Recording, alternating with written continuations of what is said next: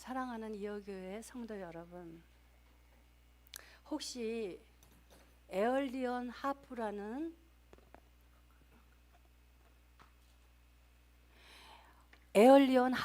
악기를 들어보셨습니까? 에얼리언 하프라는 악기는 가는 허리에 6개 이상의 현을 맨 악기입니다. 그리스에 바람의 신의 이름을 따서 지은 것으로 이 하프는 바람에 의해서 울리는 하프입니다. 바람이 와서 줄에 닿으면 저절로 소리가 난다는 것입니다. 바람의 강약에 따라서도 음색이 변하는데 그 효과가 매우 낭만적이어서 1800년 무렵에 널리 애용된 악기였다고 합니다. 칼빈주의자 까이퍼는 성령과 그리스도인들의 양자의 관계를 이 에얼리언 하프 악기에 비유를 했습니다. 오늘은 성령 강림 주일이라 성령에 관하여 아주 적절한 예화이기에 여러분들께 소개하려고 합니다. 사람들은 이 하프를 자신들의 창문 밖에 두곤 했습니다. 그러면 바람이 불 때까지는 하프는 조용히 있답니다. 그 반대로 다시 바람이 일어날지라도 하프가 준비되어 있지 않으면 천상의 음악은 한 가락도 들리지 않는다는 것입니다. 바람은 성령이고 우리들은 악기로 비유하면서 그렇게 준비된 자들에게 성령이 임한다는 것을 말해주는 것입니다. 이제 여기에서 잠깐 제가 받았던 은혜를 간증하려고 합니다. 저는 중학교, 고등학교를 미션 스쿨로 6년을 다녔지만 믿음이 전혀 없었습니다. 그리고 20대 초 결혼한 후에 건강이 좋지 않아서 힘들어하는 중에 주변 사람의 권유로 절에 다니게 되었습니다. 성실하게 절에 다니면서 부처님 앞에 108번 절도 열심히 해봤고, 부처님 오시는 날이 되면 가족들 이름으로 등도 달곤 했습니다. 그러다가 얼마간의 시간이 지나고 다시 교회에 돌아오면서 열심히 돌리던 염주를 용감하게 버리고 성경책을 샀습니다. 그 이후에 제가 성령의 임재를 체험하게 되는데 예배 집회 중에 창피하거나 부끄러움도 못 느낀 채 많은 사람들 앞에서 통곡을 하면서 회개를 하게 되고 거듭나는 중생 체험을 했던 것입니다. 그때 제 나이가 30대였습니다. 여러분들이 지금 저를 보면 믿어지지 않으시겠지만 저는 심한 말 더듬쟁이였습니다. 말을 잘 할 줄 몰라서 사람들에게 오해도 많이 받고 욕도 많이 먹었습니다. 어려서부터 부모 없이 주변 사람들에게 구박을 받으면서 남의 눈치만 살피고 성장했던 탓인지 말을 심하게 더듬거리고 버벅거렸던 것입니다. 오죽하면 교회에 다니지 않는 저희 언니가 자기는 교회 나가지도 않으면서 저에게 교회를 나가라고 권했습니다. 교회에 다니는 사람들은 말도 잘하더라. 그러면서 교회 나가면 너도 말을 잘하게 될 거라고 충고했던 것입니다. 그런데 정말 기적이 일어났습니다. 제가 생각해도 신기할 정도로 말을 너무 잘하게 되었는데 마치 제 오른쪽 뇌를 통하여 그 말이 떠오르는 것이었습니다. 그러다 보니 교회 나가라고 성화던 언니가 저에게 너 이제 교회에 그만 나가도 되겠다고 그만 나가라는 것입니다. 심지어 친구들과 주변 사람들이 제 얼굴에서 빛이 난다는 말을 들을 정도로 제가 변화되다 보니 예수님을 믿고 교회에 나가라고 전도를 하면 전도가 잘 되는 것이 정말 신기하고 놀라웠습니다. 사랑하는 성도 여러분, 오늘은 성령 강림 주일입니다. 성령은 절대적인 하나님의 특권입니다. 우리가 마음대로, 우리 의지대로 성령의 임재를 좌우하거나 움직일 수 없다는 것입니다. 우리들이 성령이여 오시옵소서 소리치고 부르짖는다고 해서 성령이 오시는 것이 아니라 그분의 뜻대로 움직이신다는 것입니다. 오늘 우리가 읽은 본문은 성령 강림 주일의 핵심이 되는 말씀입니다. 역사상 가장 기쁘고 위대한 날 중에 하나는 예수님이 승천하신 후 50일째 되는 날이 바로 오늘인 것입니다. 오순절은 유대인의 정기적인 밀추수 축제일이 되는 것으로 이날은 온 나라가 매년 예루살렘에 모여야 하는 3번의 절기 가운데 하나였습니다. 부활하신 주님은 승천하시기 전에 제자들에게 성령을 보내주시겠다고 약속하셨습니다. 그런데 바로 오순절 다락방에서 성령의 놀라운 역사가 일어나고 성령이라는 아주 특별한 선물을 주신 것입니다. 예수님께서 부활하신 이후 약 50일째 되는 이 절기에 로마 제국 전체에 흩어져 있던 유대인이 큰 종교적 행사를 지키기 위해 예루살렘에 모였던 것입니다. 모인 사도들에게 성령이 임하면서 그들이 다른 언어들로 말하기 시작했을 때 다른 여러 지역에서 모인 사람들이 그 말을 완전히 이해할 수 있었던 것입니다. 그들이 다 성령의 충만함을 받고 성령이 말하게 하심을 따라 다른 언어들로 말하기를 시작했다고 본문 4절에서 말씀합니다. 여기에서 다른 언어라고 하는 것은 방언을 말하는 것입니다. 사랑하는 성도 여러분, 하나님이 성도를 그리스도의 몸에 연합시키기 위하여 단 한 번 행하시는 성령 세례가 있습니다. 사도행전 1장 5절을 보면 요한은 물로 세례를 베풀었으나 너희는 몇 날이 못되어 성령으로 세례를 받으리라는 말씀이 있습니다. 이번에는 하나님께서 단 한 번 주시는 성령 세례를 제가 30대에 체험한 이야기를 간증하고자 합니다. 나를 믿는 자는 성경의 이름과 같이 그 배에서 생수의 강이 흘러나오리라. 말씀 요한복음 7장 38절에 이 말씀이 있습니다. 저는 이 말씀이 성경에 있는지도 전혀 몰랐을 때입니다. 그런데 이 말씀을 제가 몸으로 생생하게 체험했던 것입니다. 설교를 듣는 중에 어느 순간 제 뱃속 깊은 곳에서 물이 솟구쳐 올라오는데 마치 거대한 폭포수 같았습니다. 저는 그때 제 뱃속이 그렇게 깊은 줄 몰랐습니다. 그리고 누군가 제 속에서 그것이 생수라고 가르쳐주는 듯하여 그것이 생수라는 것을 알아챘습니다.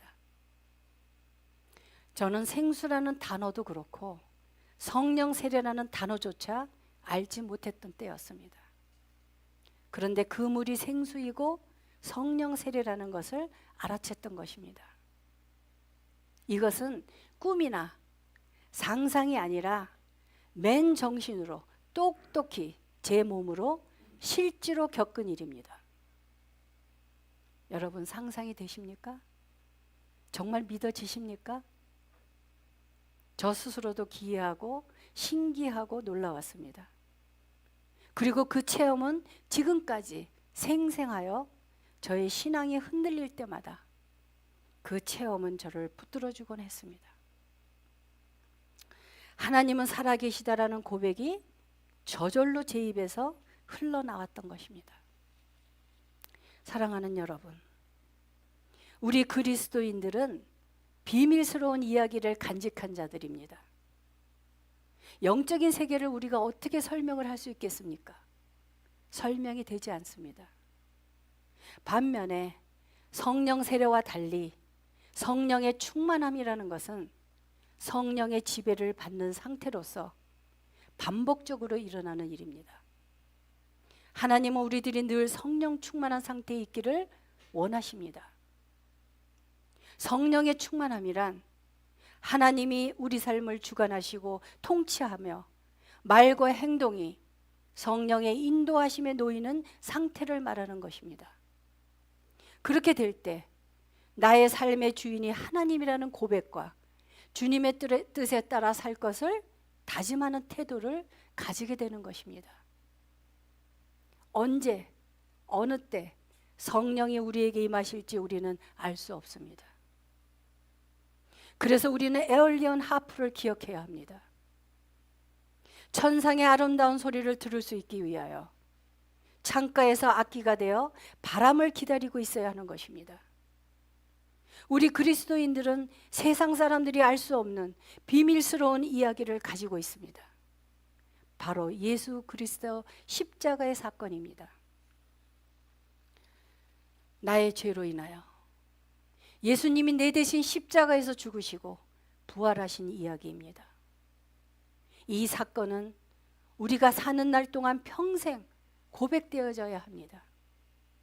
그것은 바로 기독교 신앙의 시작이 되기 때문입니다. 제가 책을 많이 읽는 편이지만 책을 통하여 알면 알수록 모르는 것이 많고, 그래서 배우면 끝이 없음을 절실하게 깨닫게 됩니다. 책이 아니라도 여러분들도 나이가 들면서 새롭게 보고 느끼면서 깨달아지는 것이 많을 것입니다.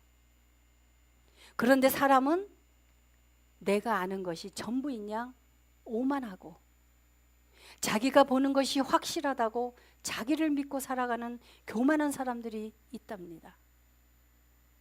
우리는 너도 맞을 수 있고 나도 맞을 수 있고 너도 틀리고 나도 틀릴 수 있음을 알아야 합니다.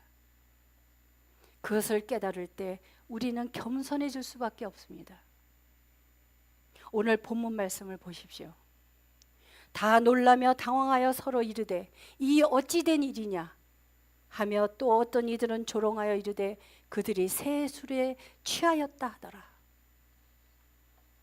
자기가 보는 것, 믿는 것이 다라고 생각하는 사람들, 반면에 기적 같은 일을 경험하는 사람들, 그런가 하면 죽은 사람이 살아나는 기적을 목격하고도 믿지 못하는 사람들이 있다는 것입니다. 기적을 보면서도 믿지 않을 사람은 절대 믿지 않습니다. 예수님이 죽음에서 살아나신 것을 목격한 사람들이 그렇습니다. 고린도전서 15장에서 사도 바울의 증언에 의하면 예수님이 부활하신 후 40일간 이 땅에 머무시는 동안 베드로를 포함한 12제자, 500여 형제, 예수님의 동생 야고보, 모든 사도와 바울 등 약 600명의 사람을 만나셨습니다. 그런데 오순절 다락방에 모인 사람들은 120명이었다는 것입니다. 그렇다면 나머지 사람들은 다 어디에 갔을까요?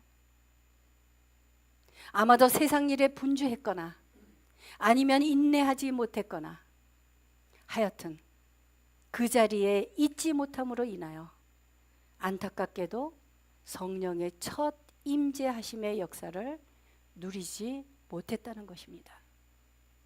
사랑하는 여러분, 에얼리언 하프를 기억하십시오. 성령의 임재를 누릴 수 있도록 언제나 하프를 창밖에 두어야만이 아름다운 천상의 음악을 들을 수 있습니다. 우리들이 세상이 좋아서 세상 일로 분주하고 마음을 빼앗기다 보면 우리는 은혜를 체험할 수 없습니다. 하나님께서는 우리를 두렵게 하는 세상의 모든 환경 가운데에서도 우리가 평안하기를 원하십니다. 요한복음 14장 27절에서 예수님께서 이렇게 말씀하십니다. 평안을 너희에게 끼치노니 곧 나의 평안을 너희에게 주노라. 내가 너희에게 주는 것은 세상이 주는 것과 같이 아니하니라. 너희는 마음에 근심하지도 말고 두려워하지도 말라.